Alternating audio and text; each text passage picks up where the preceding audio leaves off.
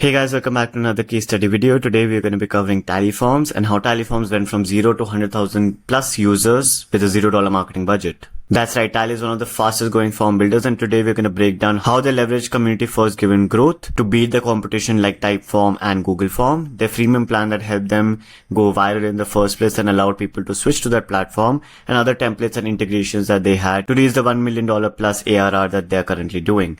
So before we get started, who am I? My name is Shivam and I run creatorprogram.co, which is an agency that helps other SaaS businesses grow through affiliate and creator partnerships. I've scaled multiple SaaS businesses using creators and affiliates. You can see some of them over here. This almost being $100,000 plus in revenue in the last 30 days and an all-time revenue of $2.1 million plus. So if you're somebody who's running a SaaS business or need consultation on this, make sure to hit the link in the description. I'm happy to help. So as you can see, this is what Typeforms look like. The simplest way to create forms. A little TLDR on it. They have two founders, Mary and Philippe. It's a no-code form builder which has Notion style simplicity, which they actually advertised a lot. And you can see on their page over here as well that you can see it's a very Notion-like page. They launched in 2020 and the current MRR stands at $150,000 plus, which makes the ARR about $1 million plus. Their model being freemium to paid pro plan, which was an advantage but also a disadvantage, which we'll discuss in the future. With their main growth drivers being built in public, community-led growth, templates, and SEO-driven inbound. This is the video that I'll also mention in the comments, which is a 17-minute video on how they became the form builder and how they made $150,000 plus in MRR. But the initial push for Typeforms happened as they released it in 2020 as a no-code free alternative. They identified a real problem and a problem that they faced themselves, which was Google Forms design and Typeforms escalating costs, which I'm sure everybody over here has generated, that Google Forms just doesn't look that good.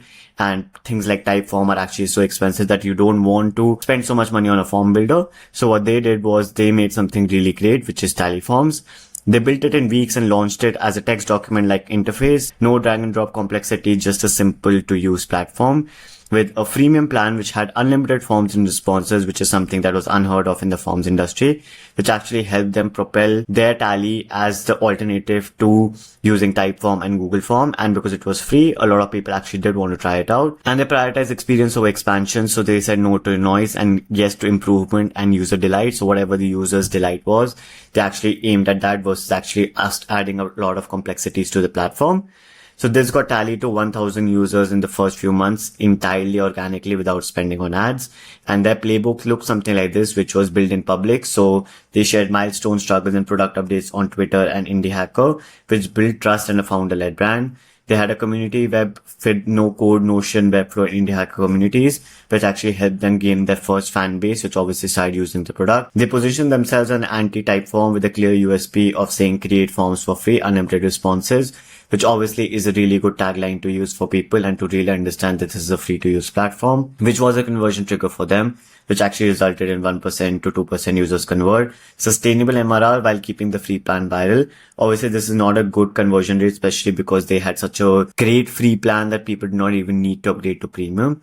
The distribution formula was very simple. It was community, transparency, and virality. Their community seeding was they were active in Indie Hacker, Product Hunt, Markolog, Notion, Webflow forums. They built everything in public with the founders, so it became a really open brand. They had virality baked in because of the freemium plan, so it basically was every shared form was a new sign up because they would say powered by Tally, which obviously became a really big movement that helped them actually get so many users without any ad spend, which is what we talked about in the past as well. And their main growth milestone formulas was that the Product Hunt launch was their first 1,000 users.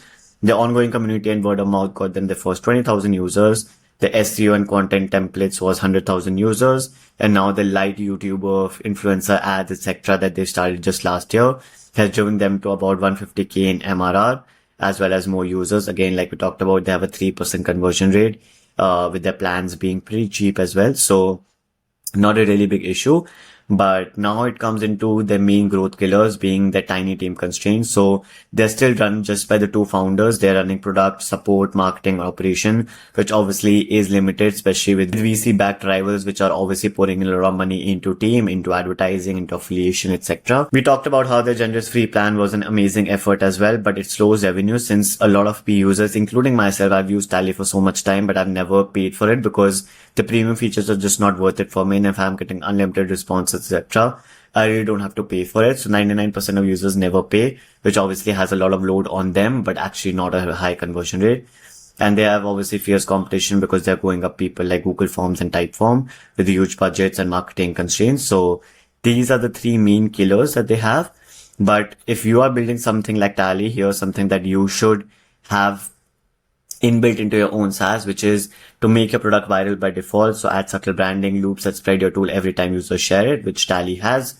Radically generous with free plans. A lot of people don't even offer free plans because they don't want to lose out on revenue, but you have to realize until people try out your product, nobody's going to buy from you.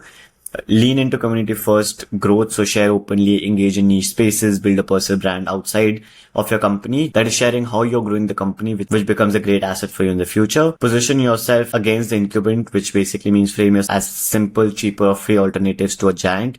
So Google Forms, whatever, if you're building a Notion, says how is better than Notion. Do less, but do it better. Focus on polished UX, delight instead of chasing endless features and having a whole mess of a product. And that is what really worked for Tally. If you still log on to Tally, it's very clean to use, and that's why I really love it. So yeah, that is all that you need to learn from this. If you learned anything or if you have any questions, do let me know down below. If you would like to have a consultation with me or implement any of this in your own SaaS, you'll find all the links down below to my website as well as to my LinkedIn.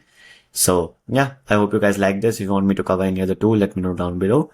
I catch you guys in the next one. Bye.